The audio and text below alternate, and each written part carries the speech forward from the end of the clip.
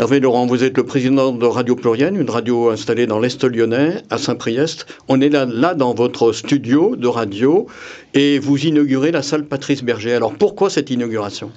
Alors en effet, nous avons décidé de baptiser ce studio dans lequel nous sommes Studio Patrice Berger, parce que Patrice Berger a été celui qui a été le plus longtemps et de loin président de Radio Pluriel. Il a été de 1985 à 2011.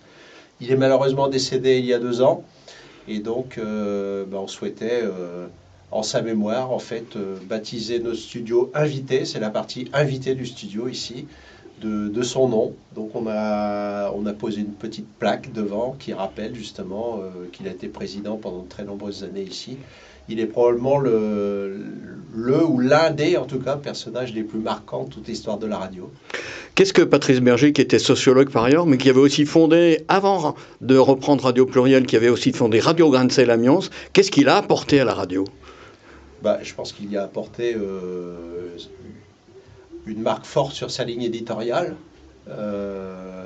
C'est une radio citoyenne, c'est une radio pluriculturelle, c'est une radio qui est celle des banlieues de l'Est lyonnais essentiellement. Et en tant que sociologue, il était évidemment très attaché à toutes ces questions.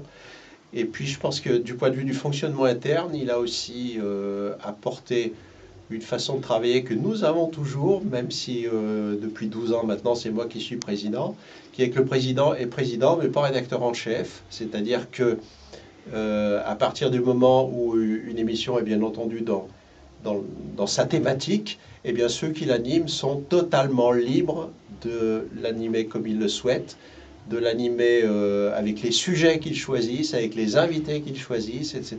C'est-à-dire que à Radio Pluriel, il n'y a pas un rédacteur en chef qui dit toi tu fais ça, toi tu fais pas ça, toi ça on est d'accord, ça on n'est pas d'accord.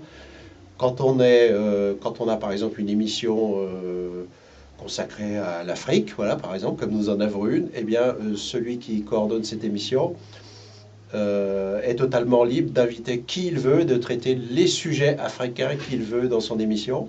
Et ça, je pense que Patrice Berger a largement contribué à l'instaurer, cet état d'esprit-là, et il perdure 12 ans après, non pas sa disparition, parce qu'il est disparu depuis 2 ans, mais 12 ans après que je sois devenu le président, ça fonctionne toujours comme ça.